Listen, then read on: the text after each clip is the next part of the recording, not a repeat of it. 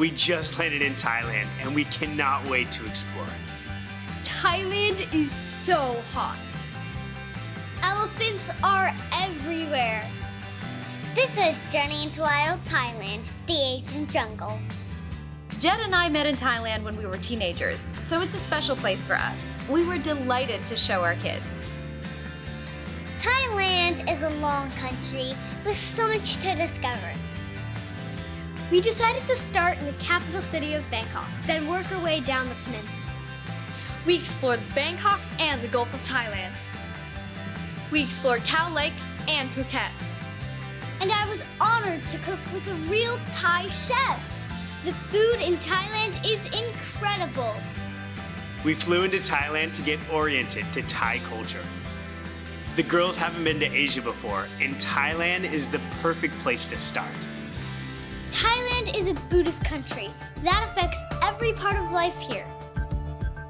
We stayed along the Chao Phraya River because it's central in the middle of the city. You can easily travel up and down the city by boat, so you avoid all the city traffic. That's a win in our book. And it's way more peaceful. This part of Thailand used to be covered by rainforest. Think about how difficult it would be to make money if you lived in a rainforest. Imagine, how would you get the food you farm to the market if there was no roads? So instead of roads, they used a river to transport things. People from different villages would load up their small boats, take them down the river, and meet others along the way. They would trade with each other right from inside of their boats. Fruits, vegetables, flowers, seeds, anything and everything. Today, the tradition is carried on by the many floating markets around Thailand. And the best ones are in Bangkok. We had to check it out. Bangkok is a huge city of over 11 million people. That's as big as my hometown, LA. Many people travel around in a tuk-tuk. No seatbelts, wind in your hair, it's kind of fun. I'm not so sure about this. We wrote out a shopping list and our parents gave us money to shop at the floating market. You can get anything at a Thai market.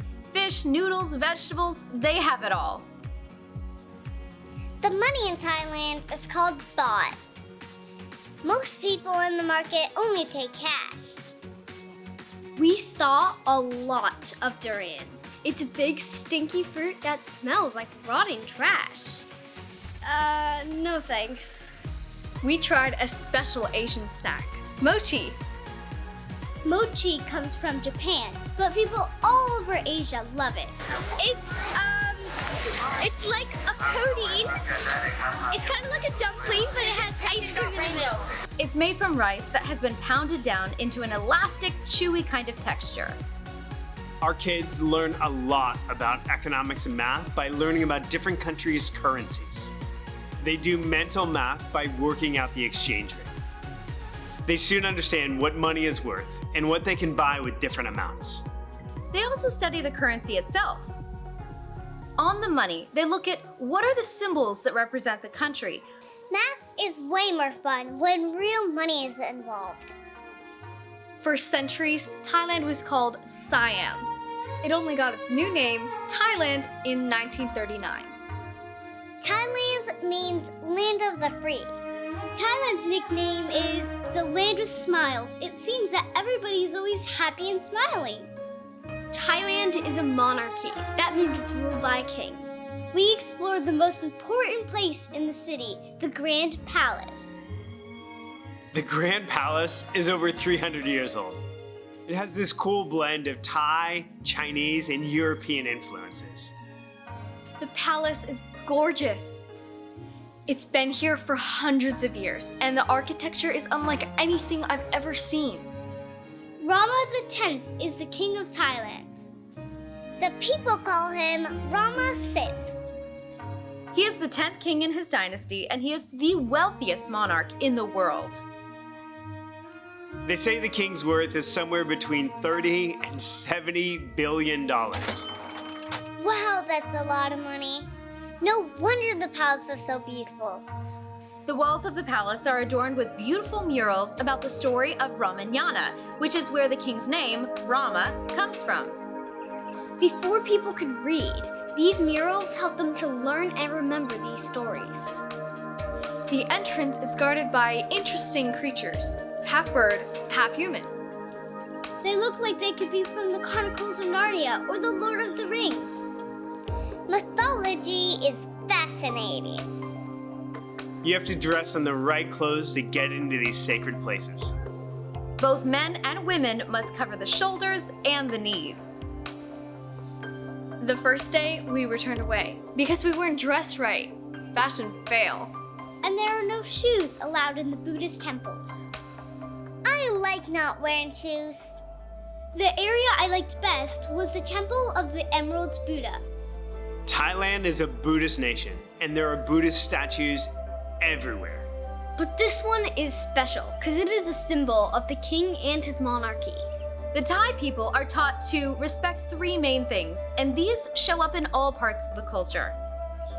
Respect for the monarchy, respect for Buddhism, and respect for elders. One of the things people like most about Thailand is the food. There are so many different kinds of food in Thailand, and they are just delicious. Fresh coconut is very Thai. You can get a coconut practically anywhere in Thailand, and you just drink the coconut water straight out of it. Colorful noodles, fried rice, soups, seafood. Green curry, cow pad, papaya salad, mango sticky rice. As we travel around the world, we make time to explore different faith traditions. It's important for our children to have knowledge and respect for various perspectives. In North Africa and the Middle East, we have visited Muslim mosques and Jewish synagogues. In the Americas, we've been to Catholic cathedrals and Protestant churches. And now we're exploring Buddhist temples. This wasn't something we experienced in our education growing up. When we're in these places, we watch and learn. We ask questions when it's appropriate, and later we debrief together as a family. Then we research together to learn more. There's just no substitute for real life experiences. Buddhism is the main tradition here in Thailand. The historical Buddha was a prince from India. He was a spiritual leader in the 6th century BC. It was an important period of history. It was the time of Confucius in China, Cyrus the Great in Persia, and Pythagoras in Greece. We're about to explore some Buddhist temples. They are Buddhist monks who work at the temple and care for it. Many of these buildings are covered in gold and lots of color. The monks bang a big gong to tell everybody that it's time to start the day. A Buddhist temple in Thailand is called a wat. The monks chant and meditate, and they also provide counseling for those who need it. Many Thai boys spend time as a monk when they're young. A boy doing a stint as a monk brings honor to his family. Thai people are very aware of the spiritual realm. Some of the temples have scary-looking statues who seem to be guarding the place. They are called yaksha. The Thais believe they protect the sacred grounds. They look mean so that even evil spirits are afraid of them. You notice here in Thailand the pointed edges of the roof. This is so that the demons don't have a place to come and rest. They believe that spirits can live in everyday objects. There's a very famous Buddha in Bangkok. It's called the Reclining Buddha. This figure represents Buddha's final moments on the earth before death. This one is so huge, it takes up a whole building. It's covered in gold leaf, and there's mother of pearl on the feet. Fancy. The Thais buy flowers at the flower market to offer at the temple. We went to the biggest flower market in Bangkok to see how the temple offerings are made.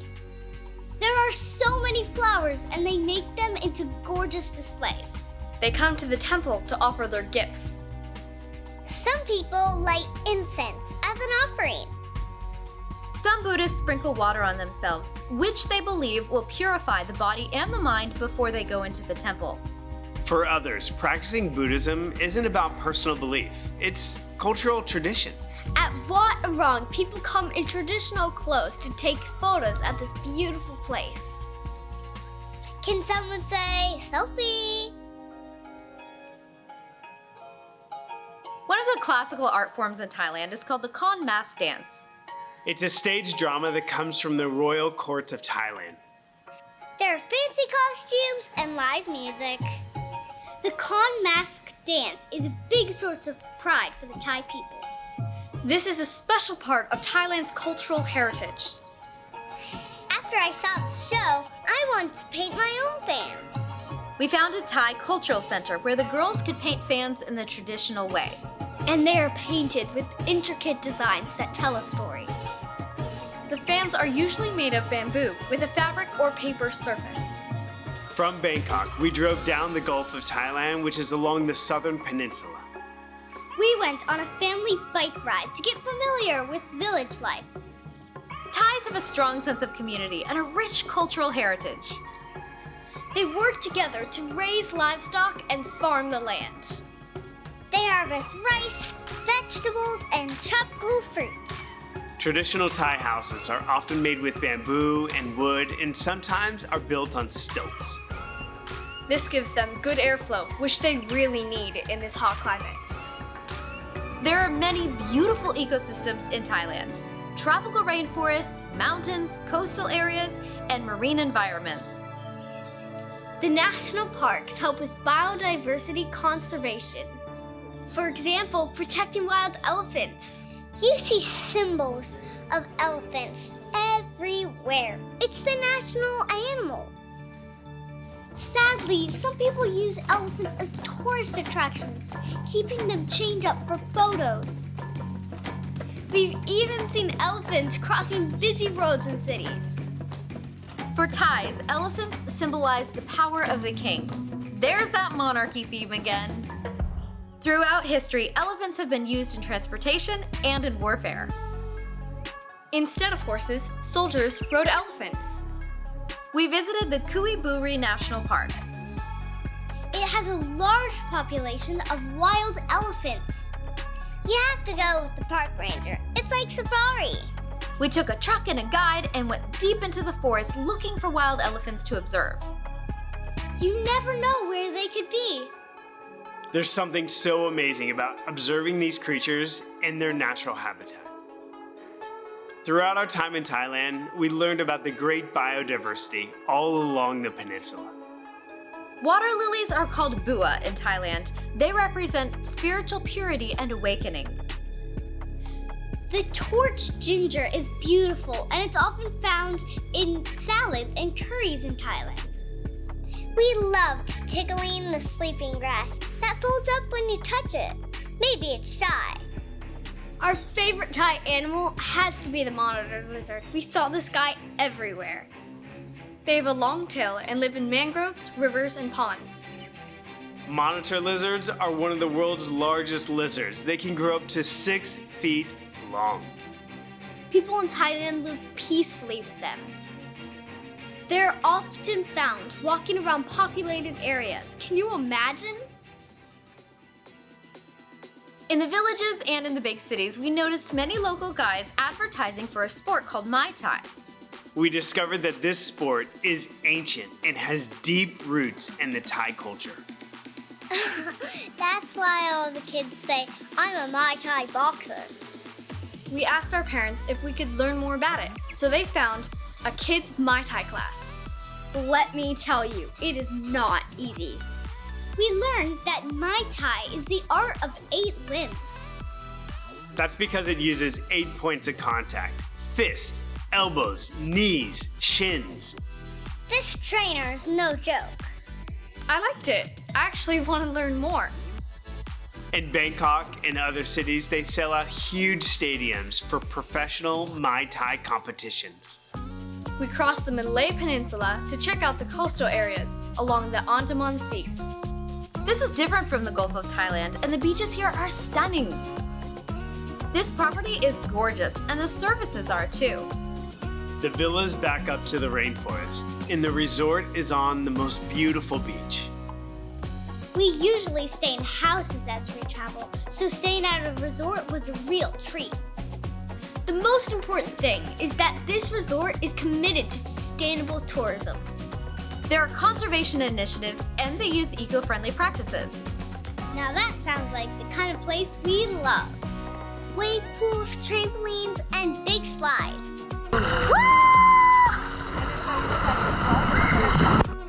We headed straight for the water features, slides, wave pools, and trampolines. Yes, please. The first night, we enjoyed Thai music and dancing. The dances showcase different regions of Thailand. Each has its own costumes and styles. I play the flute, so I was very interested in the Thai bamboo flute. I like to play percussion instruments. I was fascinated by the Khon. It has 2 heads and sometimes beat with hands or banged with sticks. Mangroves are very important in slowing down climate change. They capture big amounts of carbon dioxide, which lessens the effects of rising sea levels. We took kayaks out into the mangroves. Oh my gosh, you know where we are? The Thailand mangroves. You know what's here? Snakes, toucans, poisonous fruit. What are you gonna see? I don't know, but we're up for the adventure. The waters were murky and the forest was pretty dark. This guy knows so much about the mangroves and the animals in this ecosystem. Oh, is that a crocodile? Are you sure? No, yeah. Get back. Get. He said there was a crocodile. It totally looks like a crocodile! Oh my gosh! Oh, thank God, it's just a piece of wood. You see a snake above my head? Yep, there's a snake above. Ah! Oh, it's the black and yellow one. Oh, wow! Wait, A big is one, it a big Mom. one? Hold on. Back up. Did he just say pythons? Is everything okay? There's a snake. Where? There. Isn't that a constrictor snake that coils around the body of their prey and squeezes it to death? Oh, there he is. A huge python. He's just sleeping in the tree right above me. This was wild. It's real.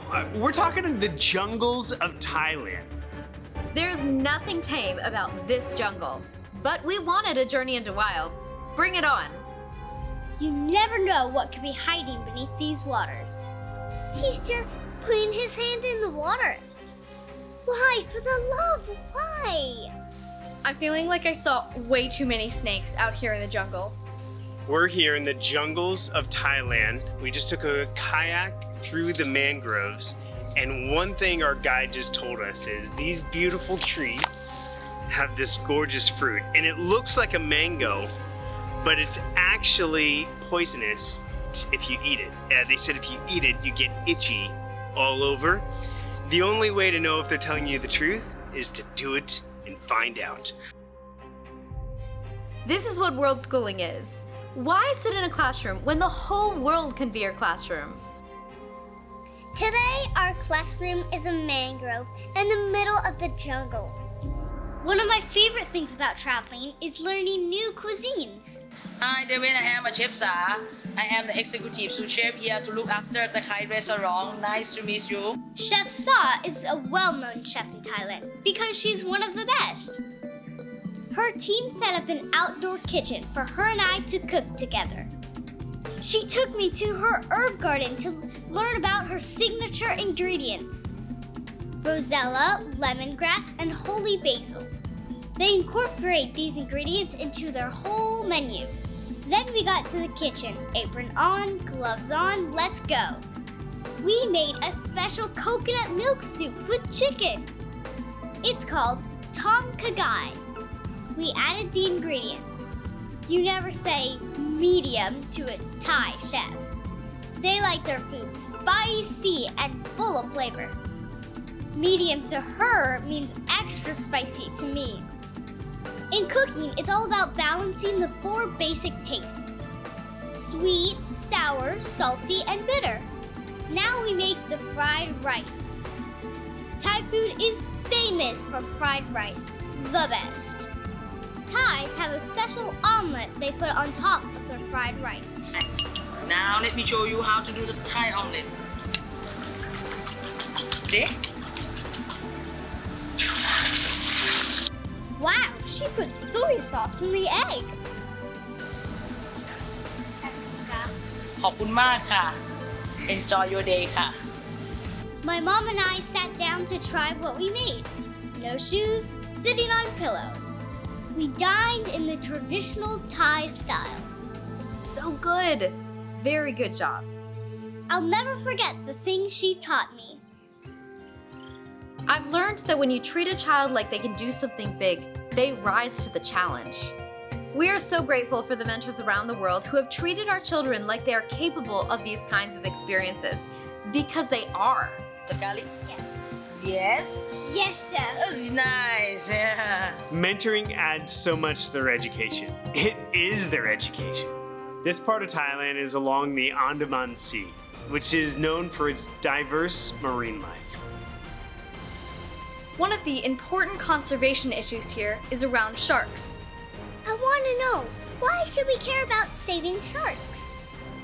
Don't sharks eat people? Actually, there's more than 400 kinds of sharks in the world, and only 5 of them are dangerous to humans. We learned that sharks play a key role in balancing the ecosystem.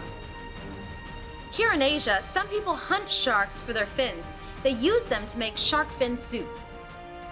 We're talking about apex predators here. They help regulate the entire population of marine species. So basically, if we have no sharks, we have no oceans. Without them, the entire food chain breaks down. Yikes, that's bad news. We went to a conservation center that helps repopulate the Andaman Sea with more sharks. They breed the sharks and protect their offspring. Then they release them back into the ocean. Smart. Some sharks lay eggs called mermaid purses. The baby sharks develop inside their cases until they're ready to hatch. The babies are called pups. Cute! We helped feed the young sharks. Aren't they amazing? These kinds of programs are so important. Let's keep our seas healthy. We love supporting and encouraging conservation efforts.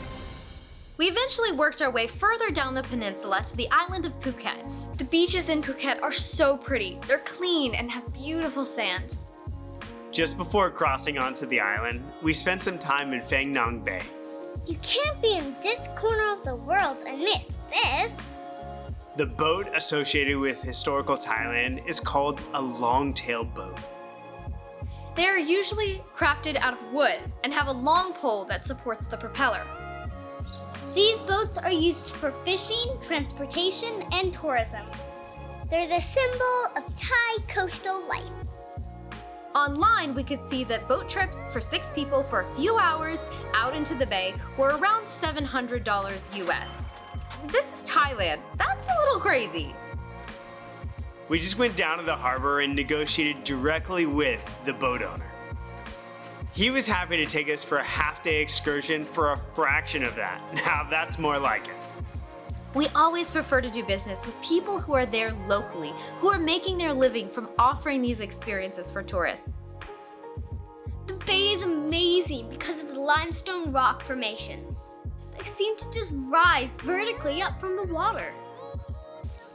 There are many sea caves around here too, and mangroves. There's a special island here that you might know from movies you've seen. Hollywood directors love to use this island because it's uniquely beautiful and it's very remote. Along the way, there are prehistoric drawings carved into the rock. Amazing! Many people kayak through the sea caves to get a closer look at the archaeological sites. It was a rainy day when we were exploring this, so it felt extra mysterious. We came upon a very unusual sight, a floating village. It turns out this village was established by a few families from Malaysia who came here to fish. They found shelter from the storms because of the big rocks. And there are many fish in the water, perfect for eating. There wasn't any good land to build houses on, but that didn't stop them from making a way. They drove sticks deep into the water and built on top of them. Over 100 years later, it's a thriving community. There are many houses, a mosque, a school, restaurants, shops, a whole village. Since the people who settled here came from Malaysia, it's actually a Muslim village, not Buddhist like the rest of Thailand. We loved racing the other boats. Why not, right? Discovering this bay, even in the rain, was such a delight. It just goes to show how diverse and beautiful Thailand is. Phuket is Thailand's largest island, but it's easy to access over a bridge. People love Phuket because it has great beaches, interesting temples, and the Big Buddha. And when we say big, we mean really, really big. In the middle of the island is a historical temple called Wat Chalong. We've noticed that most of the Buddhist temples have the same kind of features. Inside is a big hall where ceremonies take place. People come here wanting good news. We saw people trying their luck with just sticks. It's like a fortune teller.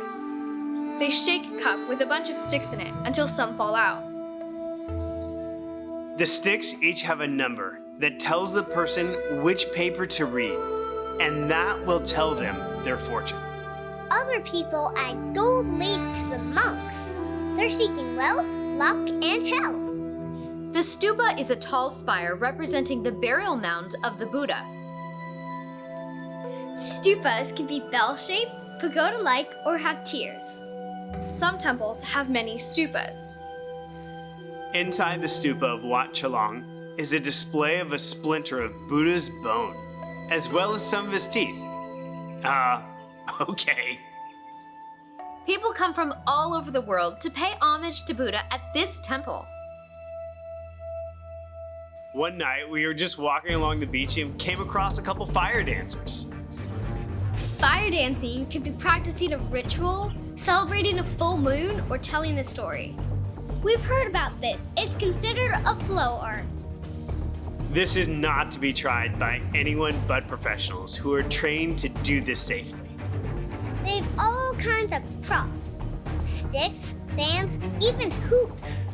What a stunning way to wrap up our discovery of Thailand. After a month in Thailand, we felt like we barely scratched the surface of all the things there was to explore here. I think Thailand is a country every kid should see. The Thais are some of the kindest people. I will never forget that. Thailand, a phenomenal experience. The food, the art, the animals, unforgettable. Thailand offers a rich learning environment for families packed with adventure and culture. Highly recommended. This is Journey into Wild Thailand, the Asian Jungle.